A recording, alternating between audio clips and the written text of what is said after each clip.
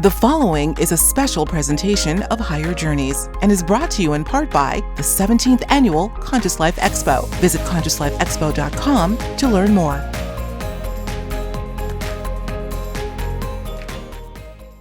Well, Mr. Jimmy Church, my friend. My, how the time flies. It's hard to believe we're approaching a year since you were last on our show when we met up, our annual meetup, I should say, at the Conscious Life Expo. And we are about to do it again, the expo, that is. And that's why you're making a special, rare, and exclusive appearance today on Higher Journeys Radio. So welcome, my friend. Glad you're back. Amazing. Where did the year go? I still think it's existing somewhere. Because after all, we're not really living in linear time. That's just our experience of it. So, but on this end, it seems like it's going mighty fast. I remember our last conversation, and during the whirlwind of getting to the expo and sitting down with you first and doing our thing, there was so much going on last year, and it was exciting, and things were just cracking from all directions. You got it. And who would have thought that 2018 would turn out to be like it is? And then this is a stranger thing for me. I think for all of us, but certainly for me, is that I'm excited for 2019, and I just want 2018 to be in my rear view mirror. I can't imagine how 2019 can be more exciting or crazy than 2018, but I can feel it coming. I can feel it. It's like a intangible wall of force in front of us. Absolutely. That will be 2019. I agree with you. Well, you're beating me to the punch, man, because I cannot have a conversation with you probably for the next 5 years without mentioning the blah, blah, blah from the New York Times. You know what we're talking about, Pentagon's mysterious UFO program, blah, blah, blah, glowing auras and black money. And, certainly tongues have been wagging ever since trying to decipher the real meaning behind that bit of news. It's been a year. Can't believe it. A year to the day as we're recording. And we don't have to go over the chronology of how things have unfurled over time with regard to that piece, Jimmy. But let me ask you, that was then and this is now. What in your estimation is happening or about to happen? You talk about 2019 right around the corner. What do you think is about to happen in the near future? Do you have a scoop for me? Today is December 17th. Mm-hmm. Okay, so for everybody listening out there right now, no accidents. How crazy is that? Okay, I didn't even put. Was that just an epiphany for you? You didn't. This should be a national holiday by now. I have 6 monitors in front of me, right, and I checked each one for the date to make sure. Wow. Okay. It sure is. That's a huge question. I'll summarize a little bit in that with what went down with the New York Times and CNN and Fox and BBC and all the major news outlets around the world that went on for a few months, and the days of disclosures, we called it last year, the excitement of I think the air was let out of the balloon somewhat in that it didn't happen the way that we thought that it would. Mm-hmm. I would have appreciated, as all of us would, to have TTSA, Tom DeLonge, and the crew keep their foot on the gas and go with it. This is, and here we are a year later, and we didn't have the major breakthroughs that were sort of implied, right? They was like, this was going to be the year, this was going to be the thing, and it didn't happen. For whatever those reasons are, that part doesn't really matter. Here we are today at the end of 2018, where once again, I feel that those that have this information, or that they say that they have this information, that it's now going to happen in 2019. And where are we going to be at the end of 2019 if it's going to be the same thing? Mm-hmm. 2020 is the year. Now, this is the other message that I will give to anybody out there, and with laser focus on TTSA. If you are sitting on the Holy Grail. If you have this information, if you have videos, if you have documents, if you have all of this proof of ET contact, then bring it out. Don't say that we can't handle it, or that it's too dangerous, or that people will, or I don't want to hear those excuses. It's an either or situation. And if you, and this is the truth, Alexis, stay with me on this. I am. This is the truth. If you had said information, if I had said information, I would absolutely come forward with it right away. You would be the most famous, important person or group in the history of mankind. So don't say that you have it, but you can't bring it forward. Right. Okay. It says to me that you don't. That's what it says. That's an interesting perspective. Well, let me chime in here a little bit, because now we're going down a rabbit hole. How can you not talking about this and things like it? But you know what just came to mind, Jimmy, as you brought that up, in terms of who indeed carries the secret, sits on the Holy Grail, has the information, is saying that we can't handle it, and that's why. But I'll tell you something, a question that I posed to Linda Moulton Howe about a year ago, less than a year ago, I think it was the last chat we had, a couple chats ago. I asked her, this policy of secrecy, as she calls it, constantly, lies and secrecy, but mainly secrecy, what if the mandate is not coming from one of us? What if the mandate is coming from them? Which obviously begs a whole nother, bunch of questions. But if the mandate is coming from them, the beings themselves, at whatever level and for whatever reason, wouldn't that shift the dynamic of what you're saying? Have you thought about that? Yes. And there's a few ways to look at that. There really is. We don't know what they know officially. They being who? Anybody. When I say they, whether it's the Pentagon, the CIA, or Tom DeLonge, or any other researcher, when it comes to that, we don't know. What we do know, what we can carry around with us, is our own experiences. That's right. Because I have seen things. To all that everybody that is a fan of your show, I'm going to say this now. I was on Clyde Lewis. I talked about this. I was on Coast to Coast. I talked about this, and of course on Fade to Black.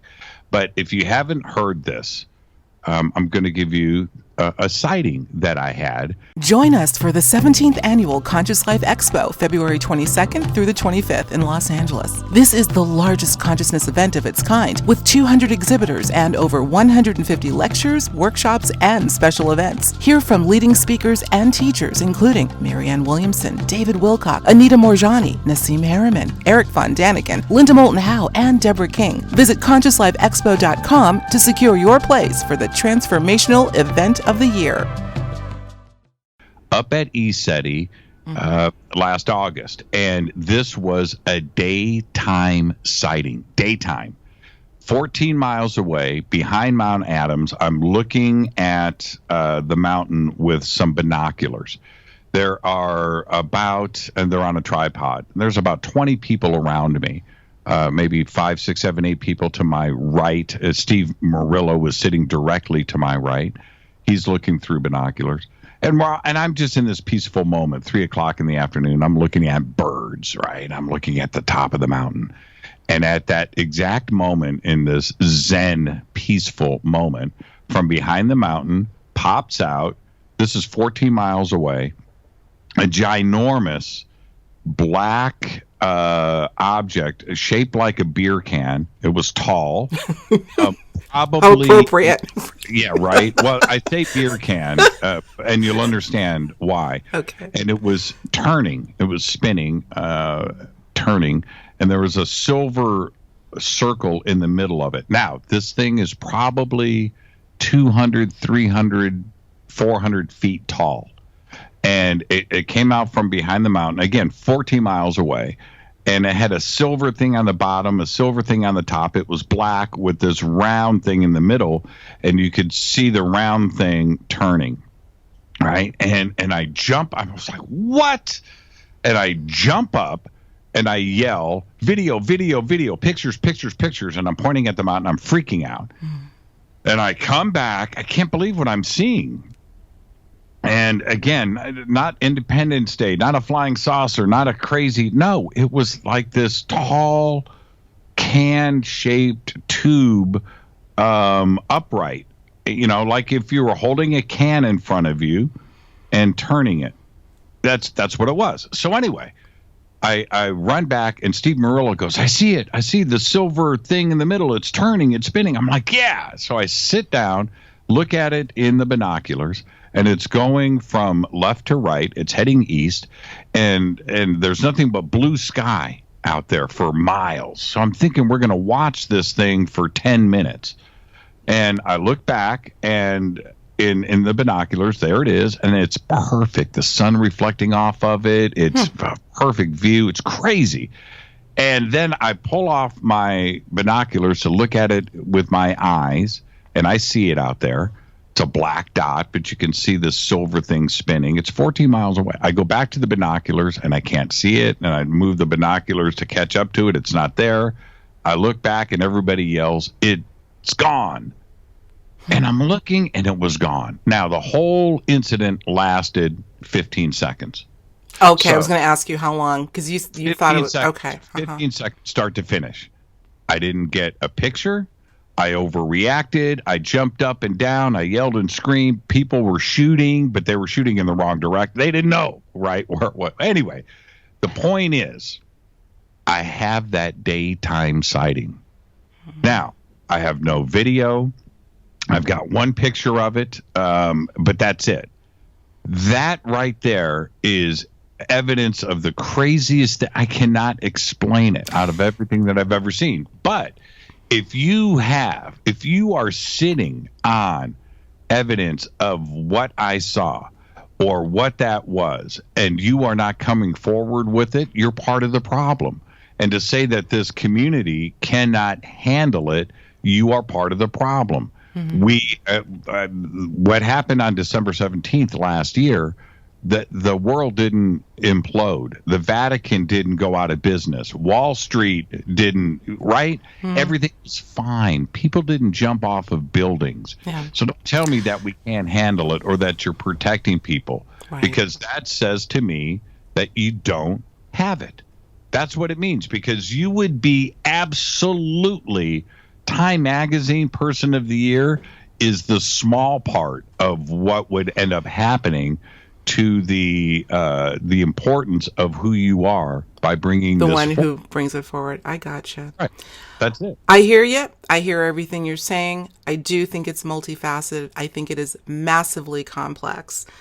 And we don't know. There's still far too many questions for me to even assess the why of it all. And again, I'll go back to, who's putting the muzzle on who. But that being said, yes, we know that there is a cornucopia of evidence, of pictures, of video, et al., of perhaps bodies themselves that could be disclosed. At what cost, we don't know. So we go on forever. And by the way, do not hang up, Mr. Church, when we finish up, because I got something to tell you with regard to what you saw. We'll leave that there. Let's move on to something else, because this is a 30-minute quickie.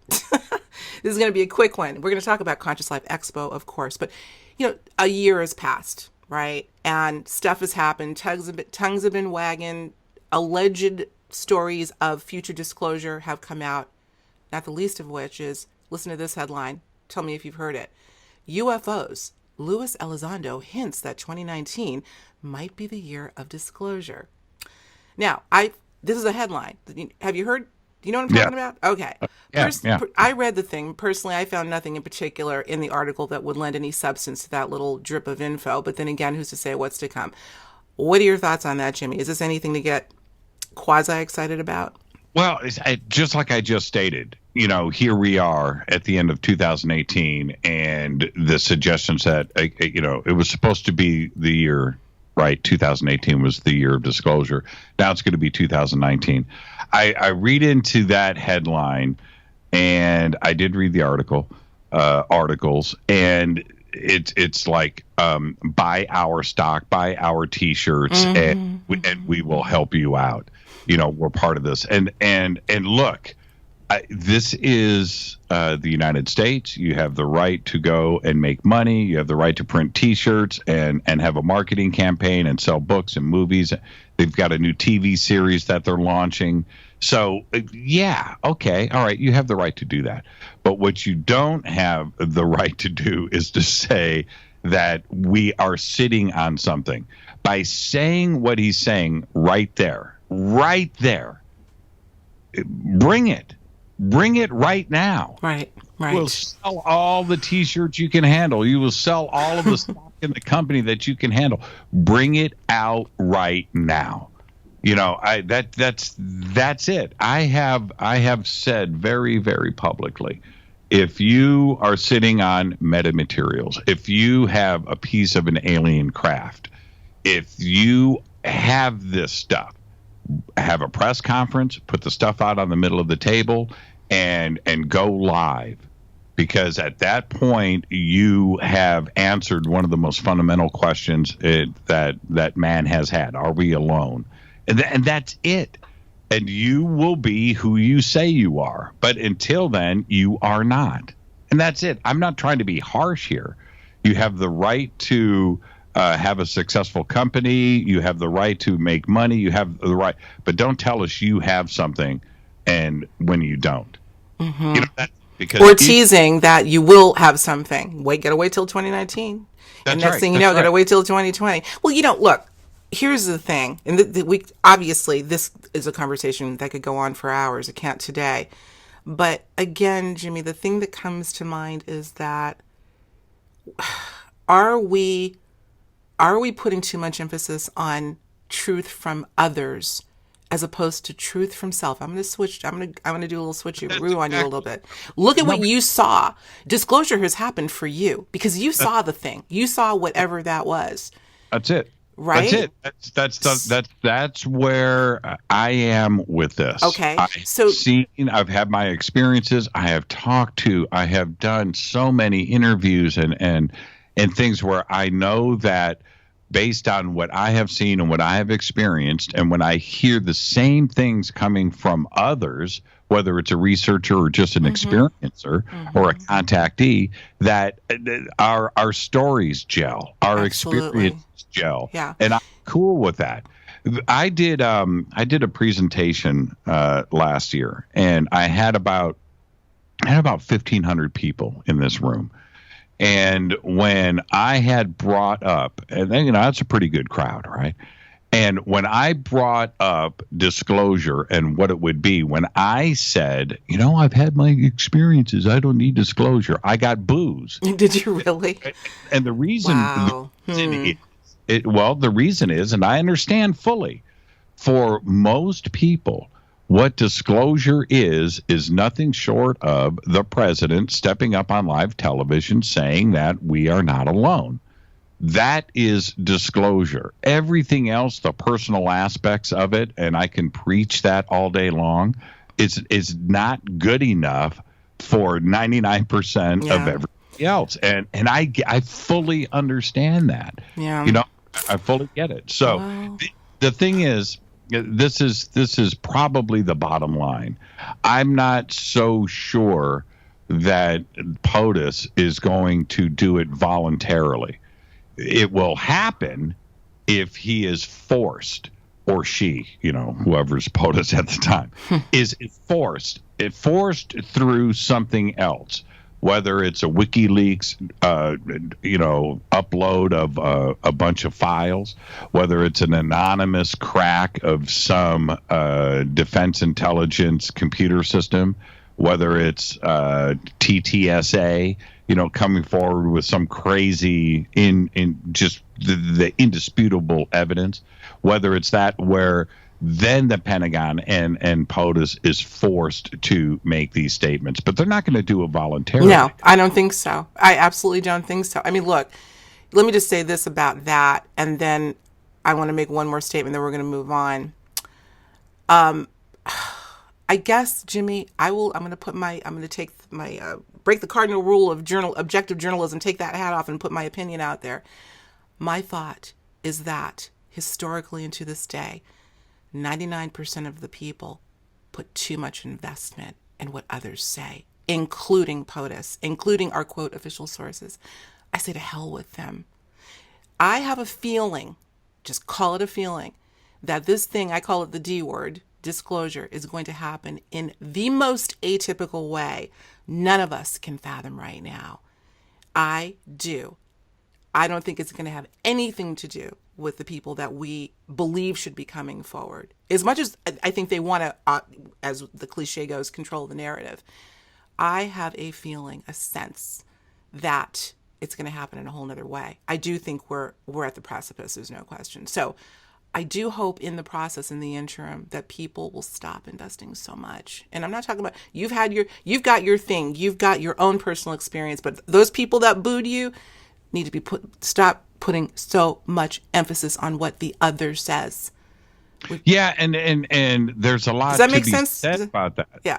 There's a lot to be said, but the thing is that so many just want to move on. Absolutely. And that's what it will take for them to move on. They may have had contact. They may have had their sightings.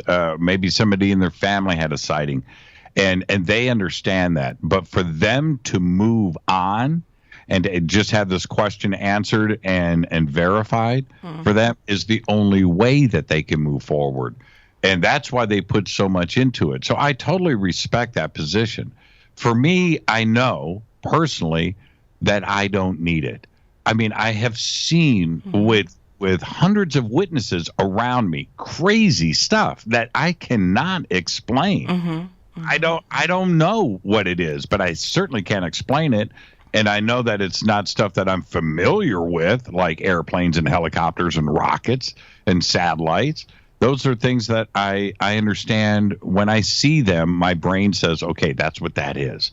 And when you see something that you can't explain, like a 400-foot tall beer can, right?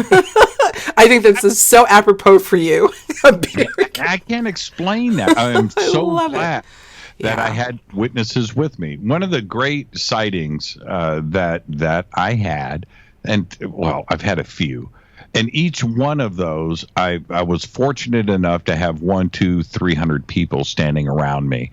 And so for me to go public with those sightings, it helps everybody else out there that a member of the media will step forward and speak about this, because they are going to go share those stories. And they need to be able to say to their friend, well, Jimmy Church was there.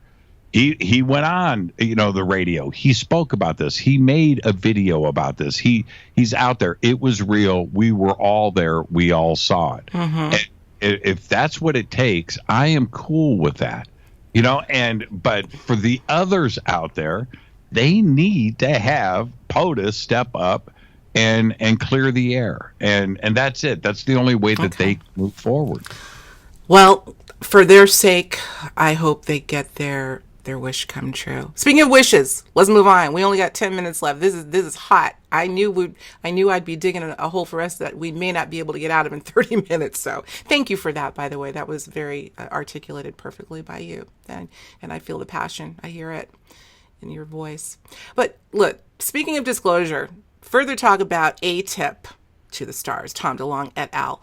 Will any of this stuff be part of the centerpiece of the discussion during your upcoming Ancient Aliens panel at the Expo in February? You going to be talking about it? Yeah, probably not. You know why? It's about Erich von Däniken. That's what it's about. 50th anniversary, Chariots of the Gods. It's the 50th anniversary. And when this is what's funny. I have done, I don't know. I've done way, way clear of 1,000 interviews, right? That's a lot of conversations. It is. And one thing that comes up over and over again when I ask somebody, whether it's an experiencer, a researcher, an author, what have you, what got you into this? The first, Erich von Däniken, Chariots of the Gods, right? Ditto. And it was the same thing for me.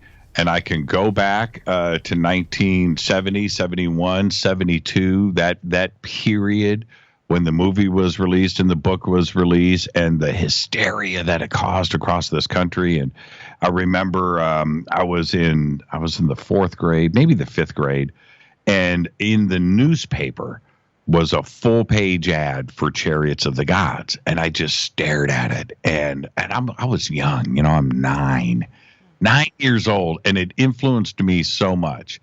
And now to be at the 50th anniversary, 50th, right? And in the place that you're in the position that you're in, of course. Right. Yeah. Right. And the significance of it. Now, I just did the math in my head. I'm 55. I'm going to be 56. This is the 50th anniversary.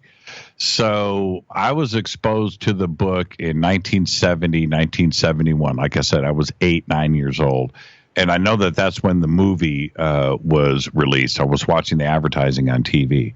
And here we are in 2018, going to be 2019, celebrating this with Erich. Well, before I say somebody pinch me, how did I get here? There's that part of it, but it's the rest of the community that is also experiencing this. And to have this happen, to be on the stage once again with Erich, is something that is so important to this community, and to recognize him for what he has done, and of course with Ancient Aliens and the success of that. I'm going to go back 5 years ago.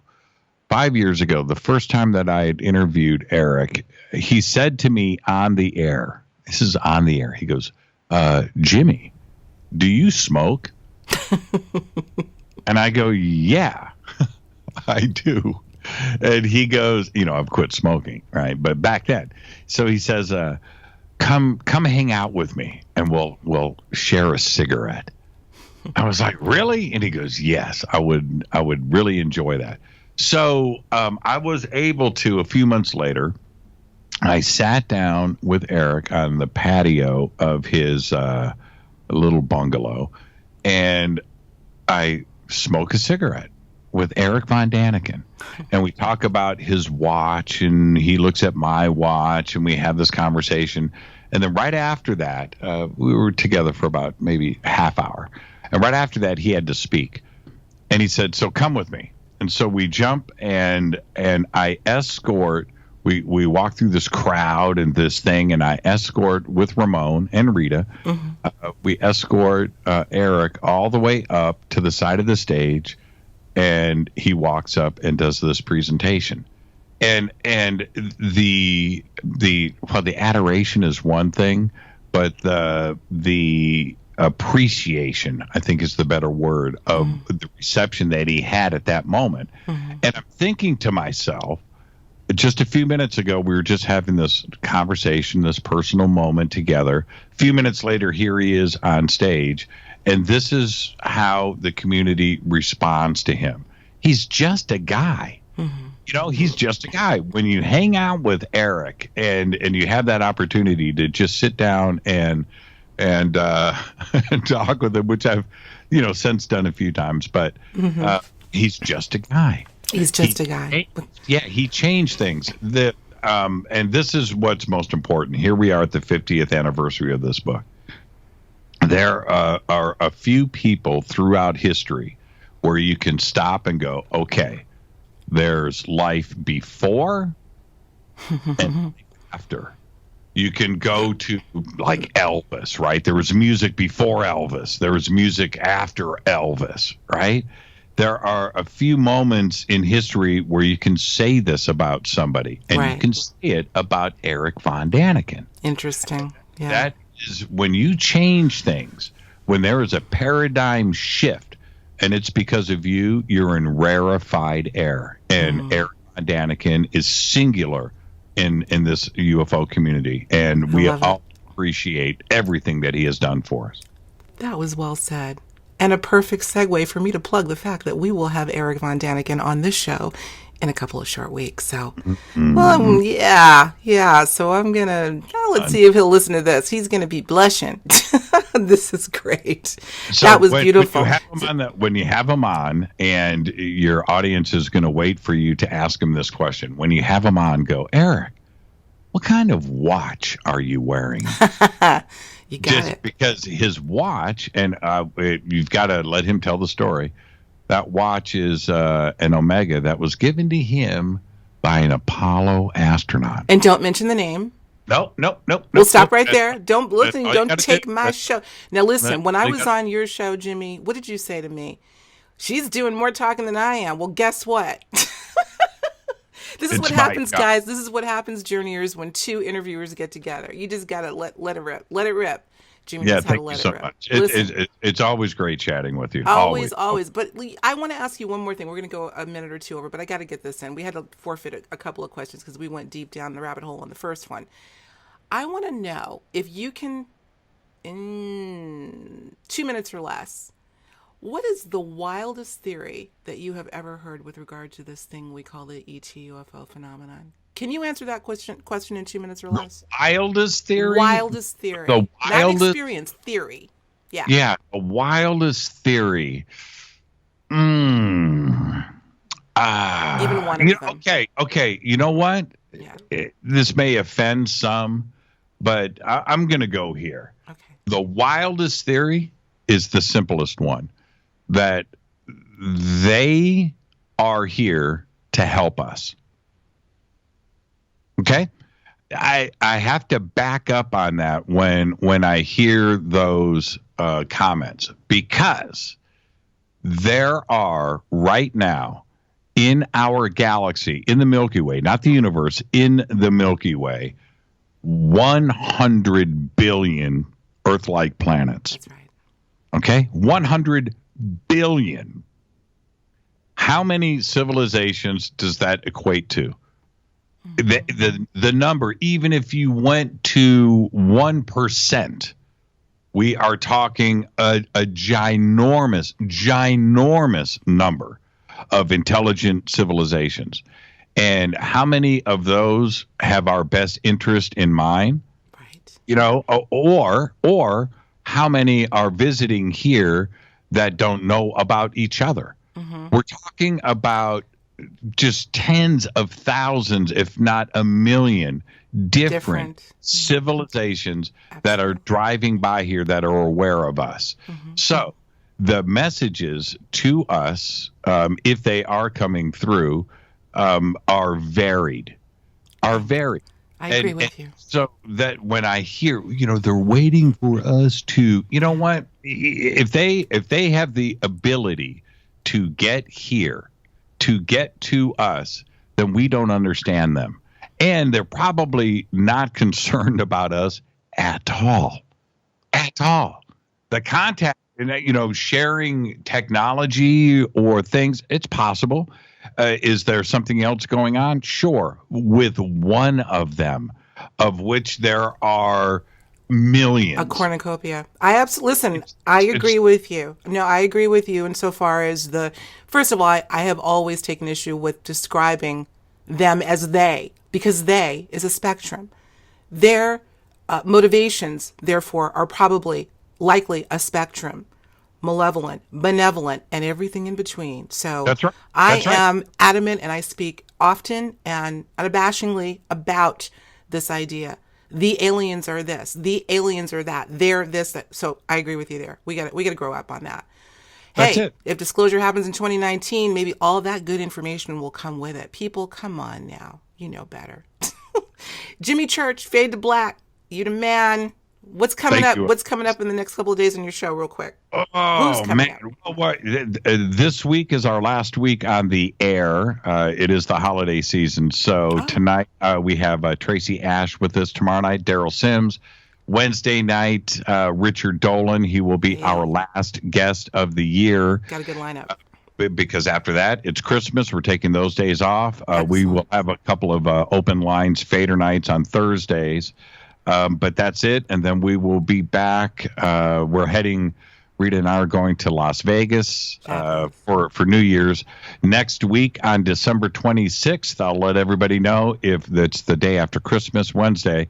If you are in Los Angeles, we are having our Fade to Black holiday party at the Rainbow Bar and Grill on Sunset Boulevard, right in the middle of Hollywood. Ooh. And so if you are in Los Angeles and you want to come by and hang out, that is Wednesday night, December 26th. And then Thursday night, after that, we'll have a Fader night. Then after that, we head to Las Vegas. And then when we get back from Vegas, we'll do another Fader night.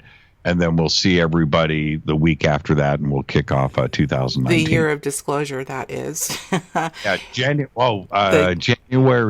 5th, I'm on Coast to Coast. So as soon as we get back from Las Vegas, we'll do one Fade to Black, and then I head over to Coast for the weekend. So busy man. Hey, you got a good lineup, including Tracy Ash, whom I will be speaking with in Australia at the Cosmic Consciousness Conference. I'm sure she'll be talking about that a little bit tonight. So she will be my speaker mate. We'll be on the circuit together down under in Australia. So I'm looking forward to hanging out with her. Listen, jimmychurchradio.com, at JChurchRadio on Twitter. Where else can we find you? That's good enough. Okay. Right, that's just good enough. Thank you so much. Safe travels to Australia, and say hello to everybody over there. And we'll see you at the Conscious Life Expo at LAX Hilton. Love to you and Rita. Always appreciate you too. Take care, everyone. We'll talk to you soon. Go Beckley Tappy.